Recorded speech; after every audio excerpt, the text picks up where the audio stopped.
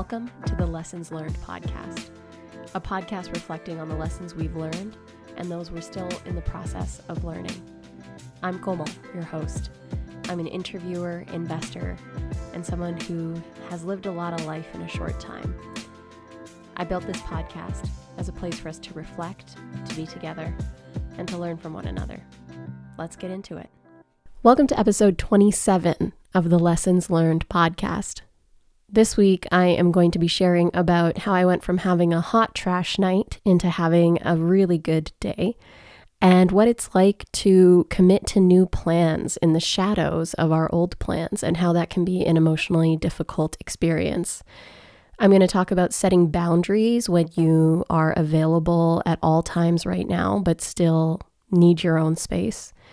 And I'm going to talk about how we can embrace joy when those moments of joy do arrive in our lives. Mixed in there is going to be conversation around self-sabotage and what that can look like in quarantine and how to work through it, and just how to treat yourself well right now. We're going to stay on brand with all of these wellness discussions. I want to start by saying last night I felt like hot garbage, full-on hot trash. I wasn't really sure what triggered me being so in my feels and feeling anger, frustration, shame, so many different things after a few weeks of actually just being in really good routine and feeling grounded and well and set in my routines and in my daily habits and being okay with, those plans that I grieved a few weeks ago and moving into figuring out the next action steps and the next right steps. And I realized later in the night as I was talking to Mitch, and actually the realization kind of hit this morning, was that the reason I was feeling so badly yesterday, feeling so overwhelmed yesterday emotionally, was because I took the first big step in the next plans that I have decided to go forth with since canceling the tour because of COVID. So as most of you know, I was planning to go on a North America tour, and today would have been our launch in New York City, and obviously that didn't happen. And I shared about how we can grieve the plans we had and grieve the plans we've lost. But I didn't expect to have another wave of grief arrive when I started committing to the next right steps. And Mitch was in here with me before I hit record, and he just added when I said, I want to talk about committing to new plans and how that can be disruptive to our emotional state and that we need to pay attention. And he said, what about committing to new plans in the shadow of your old plans? Because that's what I was doing last night. We canceled the in-person tour, and so now I've decided that we're going to be doing online interview events with some of the guests that I had confirmed to have join us on our live tour. And so we're starting to build out what those digital events and workshops are going to look like, what the price point's going to be, when we're going to launch them. So everybody stay tuned because I'm very excited about this event series. But after talking to Kim about it yesterday and having her pick my brain around the plans and the strategy and who and how, I left the meeting feeling overwhelmed and just unsure of why I was having those feelings. And I just kind of had this emotional constipation as I went through my day, and I didn't go outside for a walk. I didn't work out as I normally do. I actually jam-packed my day too much. So there was a number of different conflicting things that were happening. And it was my first day back to work after the long weekend, even though I ended up working almost the whole long weekend.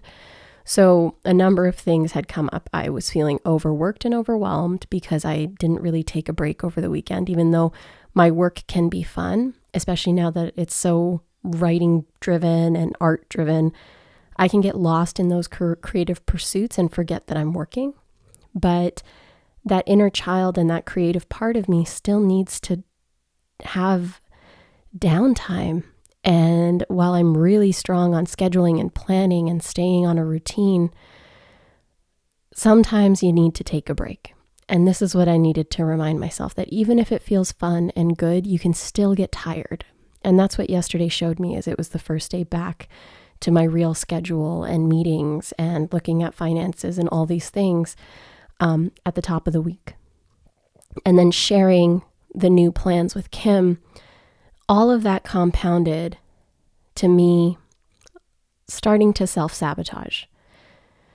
And what I feel really grateful about, and before I dive into the self-sabotage dialogue, I just want to say that if you are with me right now, you can hear that as the hard feelings come up, a big part of like how I move through them is through identifying the stories I'm telling myself or the stories that are triggering the really hard emotions and feelings, and then working through those stories, poking holes in them, saying, is this true? Is this real? Or just finding the evidence for why I might be feeling overwhelmed or not great.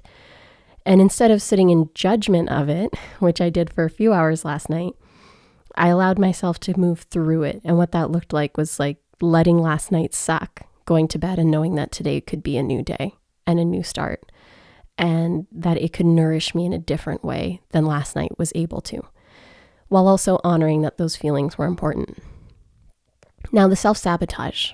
So I don't know about you, but if I have my shit together too much, if I am like doing too good, I can sometimes have a tendency to try and bring myself down a couple of pegs. So I am 100% that person in quarantine right now who is signed up for a new course on Coursera about resilience, who pivoted the company, who is working on learning about a new artistic endeavor, who is going to be launching new digital programs. I know that if I ruminate and let myself be in bed or create momentum in a different direction than progress and change and improvement and growth, that the momentum that's built there, I'm going to have so much of a harder time pulling myself out of that regressive energy for me, this is in my experience, than I am to continue to build on the momentum that I already have. So after a couple of weeks of being in really good habits, really good routine, moving every day, being outside almost every day and just to clarify, we live in the country, so we have access to space where there are literally no other humans. So we walk very much isolated from other folks, which is really such a privilege and such a gift for us. So when I say I go outside, I haven't seen another human in a long time outside of the people I live with. But so I've been doing all the good things, the good habits for myself, working out a lot, eating pretty well. And then when all these emotions and overwhelm hit last night, I could literally observe myself self-sabotaging.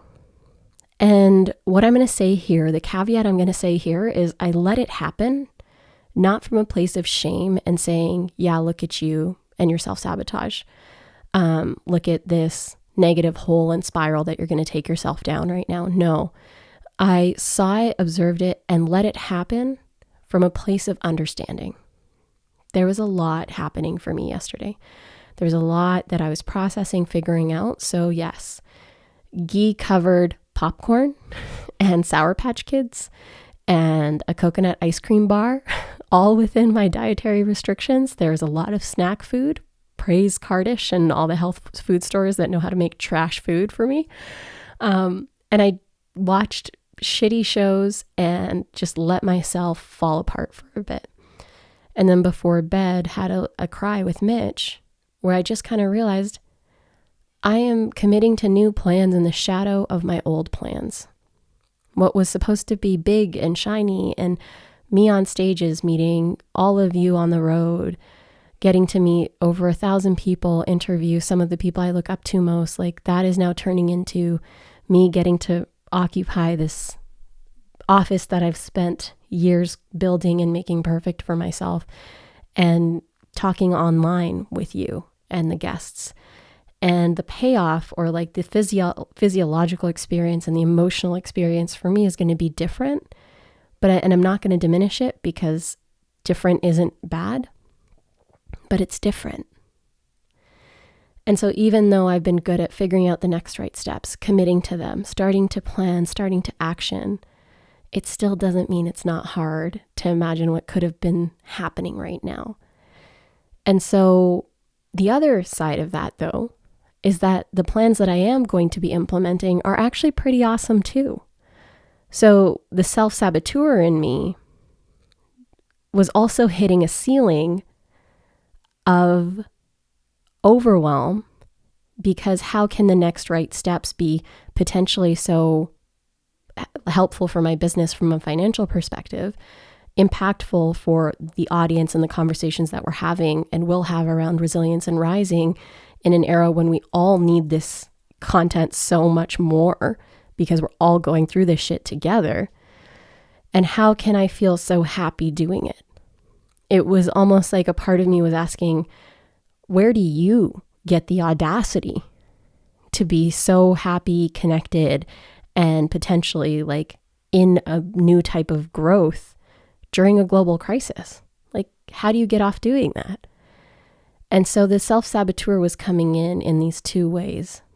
But what allowed me to not have this be a prolonged period of self-sabotage was, again, identifying that it was happening, naming it, being aware of what I was doing, but still giving myself grace to just be in it. Because had I been in denial about it, or had I shamed myself about it, or had I not had the conversation with Mitch where I needed to fall apart about it, I would have had a harder time waking up today and being in joy, which was 100% what I got to experience and totally live in today. And my lesson learned here, and I learn it over and over and over again when I have these harder days, which happens on a monthly basis.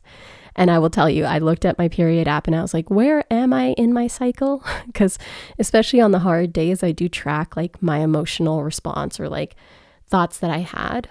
And this is not necessarily hormonal because it's a week early. My self-sabotage day / existential dread day / self-loathing day is usually 3 or 4 days before my period hits. And we're about 10 days out right now. So I was like, okay, this is an anomaly. And this is why we're also going to add extra grace to the way that I'm feeling right now. So ladies, if you are tracking your cycles, use the app or whatever platform you use as an opportunity to track your emotions as well, which has been helpful for me. But when I woke up this morning, it was like, it was a new day. And I know that's cheesy, and I know it might not, I don't know, it's very cheesy. But I just knew going to bed last night that I can hold space and let it flow through me and show up for the hard stuff as much as I possibly can by identifying it, recognizing it, feeling it, letting it move through me, and not holding back in terms of trying to deny it or suppress it. And I think especially now that we're at home around those we love so much but can be triggered by so much, we can have a tendency towards suppression when it comes to the hard emotions and the hard things that we're feeling. But if I've learned anything over my life when it comes to these hard emotions, if I suppress them, they will be expressed in a different way. It'll be expressed in knee pain or stomach issues or shoulder pain or me lashing out on someone else. So instead of repressing it, I get to control how the release happens or how the process of acknowledging, identifying, and moving through the emotions happens. And isn't that a beautiful thing? And especially for a type A like me, yeah, I want to be in control. I want to be in the driver's seat. And not control where it's like, I control my emotions and they don't get out of me. No, it's control in a different way. This is flow for me. It's like, okay, I'm feeling these emotions. Let me move through this in a really good way and be aware of the behaviors that I'm going to exhibit or elicit around this. And this comes from a lot of self-reflection and self-awareness. And a lot of practice. And I'm not exceptional at it. Yesterday, it took me a few hours to actually get to the point where I'm like, something is wrong. Like, don't avoid this anymore. But that timeline used to be weeks. I used to be in that space for weeks at a time. And now it's a couple hours or, max a couple of days. And that's the beautiful thing about emotions too. They don't last forever. I don't know the life cycle of an emotion. There's probably some science behind it, but it's for sure not more than a couple of days. And isn't that a beautiful thing to latch on to when we are feeling emotionally overwhelmed or just like we just don't have the space to feel it? I talked about this on an Instagram post a couple weeks ago, and it was about the wilderness within is begging to be uncovered and explored. And I had shared about how often we forget that with our trauma, we've already been through the hardest part, which in my opinion is going through the experience of it the first time. And we forget that we were strong enough to come through that initial traumatization, and that when we are looking to feel our emotions or go through the healing process, that our body, our mind, we are so capable and we can become so emotionally literate that we can create that confidence and courage to face those harder emotions over time. But we've already been through the hardest part. And so now we get to walk through that healing, that recovery, that coming through it together. And so when we're experiencing our emotions at home right now, especially when we're being triggered or brought back to I always say this when I'm around my immediate family, with my parents, my brother, my cousins, we can often regress to our childhood selves or our lowest common training when it comes to interacting with those humans in our lives.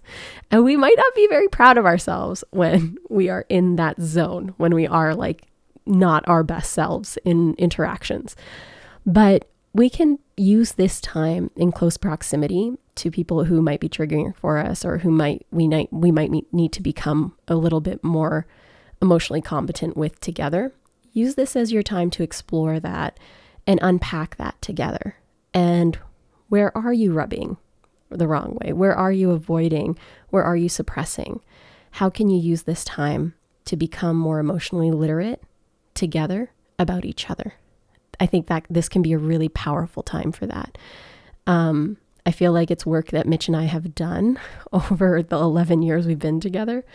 My father-in-law as well has been on that journey with us for 3 years. Our cousin Nathan is just such an amenable, kind person that we live with, and we all respect each other's emotional boundaries.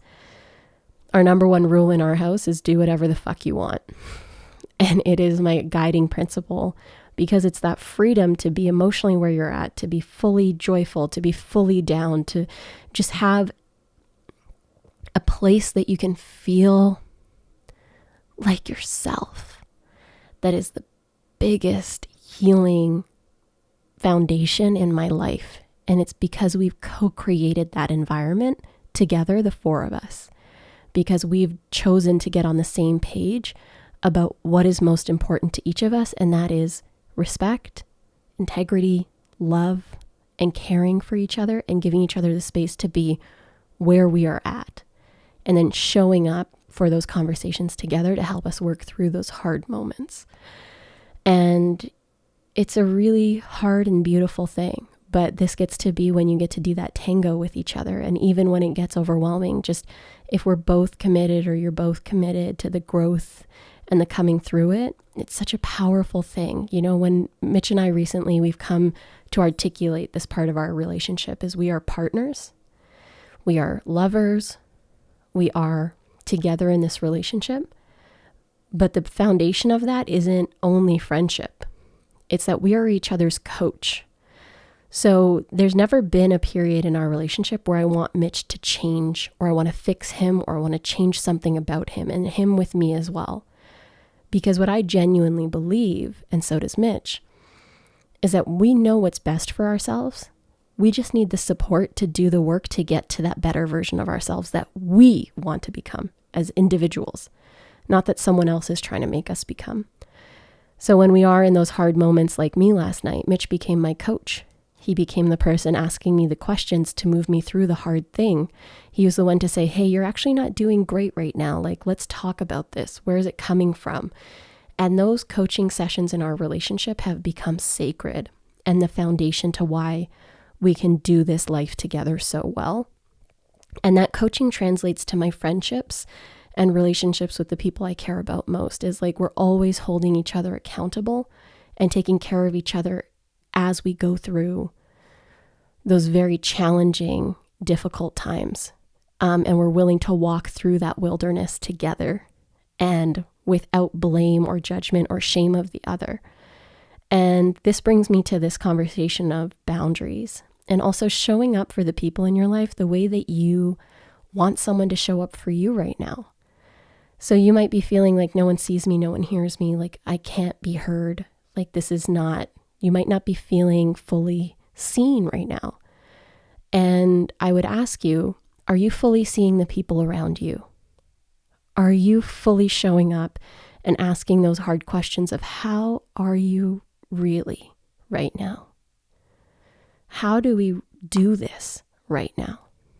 How can we face this hard part together right now? Or I need your help to work through this right now. If you are willing to show up for your people right now, and you ask them to show up for you, I genuinely know that there are those anchors in your life, those emotionally present and available humans in your life who are willing to walk through this together in this meaningful, powerful partnership of a way. So lean into that. Really let yourself go into the hard thing. Don't avoid and suppress the emotions right now. Let them come up and out, because doing that last night for me led to a really wonderful day today. And I'm fully in my joy right now. And the other part of this is, part of what overwhelmed me yesterday is I'm having a lot of hangouts or things in my calendar right now that I preemptively booked when we were in the early phases of the COVID era, and that I am realizing that I need to set stronger boundaries around interactions, because we all know each other are at home right now. We all know that everyone's available on their phones, on their computers right now. But what I've had to do is actually not respond to texts for a few days at a time. And when I do get back to it, I'm not apologizing, but I'm being fully present in the conversation from where we left off. I am moving meetings with friends or dates with friends, because it's just this is too much right now. I don't interact with this many people outside of quarantine. And now all of a sudden I'm having more hangouts and more chats, and I'm realizing that that's depleting me as well.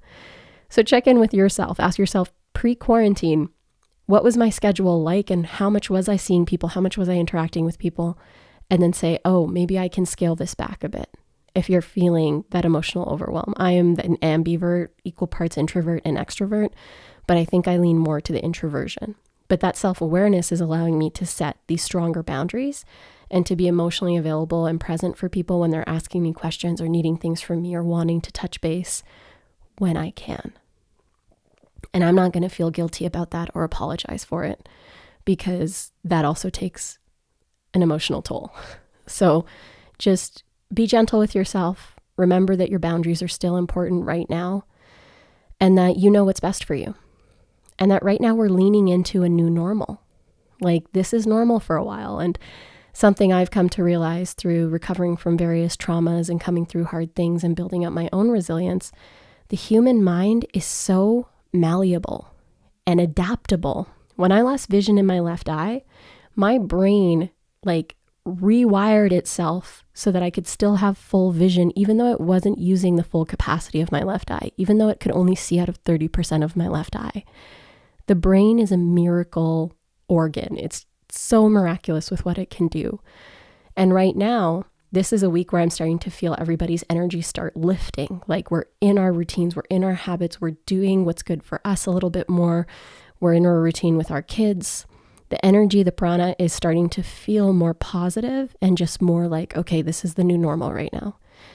When I went to Palestine in university, I did a mini documentary while I was there, and we were leading workshops around resume writing and professional development at El Naja University in Nablus in the West Bank.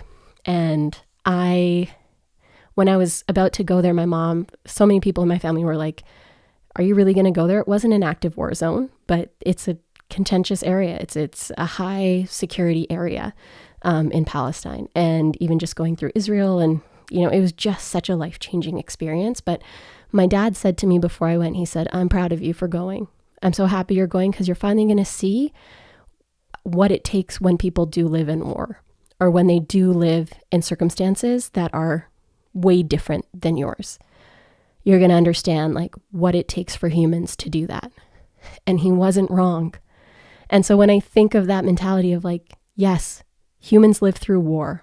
Humans live through war and they still have interpersonal issues with their partners. They're still building their businesses. They're still going to school. They're still trying to advance themselves. They're still trying to personally develop. It doesn't matter the circumstance. Humans are so resilient. And so together right now, yes, we're in quarantine. Yes, jobs are being lost. Yes, so much is changing. But humans, we are so adaptable. So lean into our capacity as a species right now. And remember how much we as a species have survived. And remember that that didn't just happen. Like, we are programmed to figure out hard things. And that's how I know we're making it through this. That's how I know we're not only just going to make it through this, but we're going to thrive through this. And that's my ask for you is, how are you going to thrive through this period of time? Holding space for your truth and your pain and the down days that you need and all of those things. But I am now asking you, how will you challenge yourself to advance your life in a positive way right now? How are you going to commit to that? For me, it's educating myself in new things. It is pushing my business forward in ways that I didn't anticipate needing to happen at this point. It's making hard choices, like having to let some contractors and parts of my team go. It is asking myself every day to move my body, to get enough sleep, to stay hydrated, to commit to my creative work, to stay accountable to all of you with this show, with our content that's coming at you every day. These are my commitments to my advancement, to my personal growth, to me getting better every day, all day. And I know you can do the same for you. So now let's talk about joy. Let's talk about joy. After my workout today, I couldn't help it. I just danced around the gym, because when we go through hard days like I had yesterday, or the hardest parts of this quarantine experience and this job loss experience, and our loved ones getting sick or not listening to us, my parents are not listening to us when it comes to social isolation and quarantine, and it makes me so sad and mad at multiple parts of my day. Like, when we are facing these hard things, there are glimmers of joy. There are moments of unbridled laughter and joy. TikTok gives it to me. Music gives it to me. My husband gives it to me when he's giving me Arnold Schwarzenegger imitations. Like, show up when those moments of joy come in, because it is that recognition of the lows and the highs that is going to enable your resilience. It is leaning into both sides of those emotions. Yes, honor the pain, but honor and soak in the joy. Because joy is the best healer, the best motivator, and it is so readily accessible to us. And once we are in it, when we are really in that joy, I truly feel limitless when I'm in that joy. And I feel clear, and I feel happy, and I feel capable. And don't we all deserve right now to feel capable and to feel connected and to feel that joy rising? Yes. So ask yourself, how are you going to cherish your joy this week? How are you going to lean in to that which makes you happy, that brings you laughter? We need to protect our mental well-being right now more than ever. And by inserting these moments of happiness in our days, we are doing just that. It's harder to be joyful. It's harder to focus on your own improvement.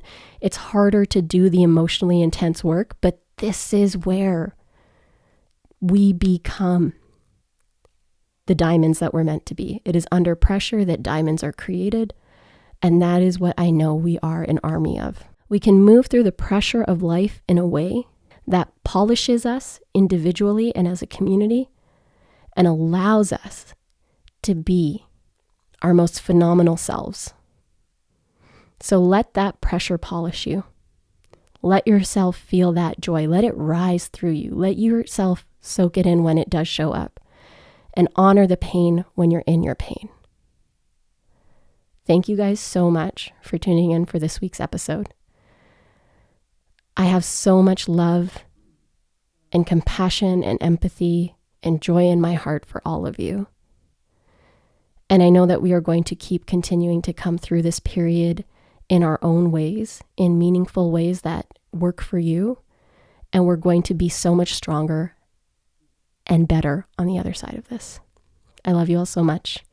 Stay tuned on our Instagram for incredible content that's coming your way based on this episode so that you can really soak in your joy, so that you can really name your self-saboteur when he or she comes up, so that you can really set those boundaries with the people in your life. And let me know, what part of this episode did you love? DM me on Instagram, get into my DMs and just fill me in. What did you enjoy most about this episode? Tell me right now before you turn me off. But until next week, I love you so much. Have the best week. And that's it. Bye. Thank you so much for tuning in. If you loved this episode, please leave us a review on Apple Podcasts. And if you want to follow me, Komal, check me out on Instagram at KOMALMINHAS or the show at lessonslearned.co. And if you have an idea of a lesson that we should dive into on the show, then slide into our DMs and submit there or on the website along with any guests you think I should interview and talk all of the things with. As always, I hope that you make some time for you this week and reflect on the lessons you're learning or have learned, and take some time to celebrate all the incredible that is you. Until next time, guys. Bye!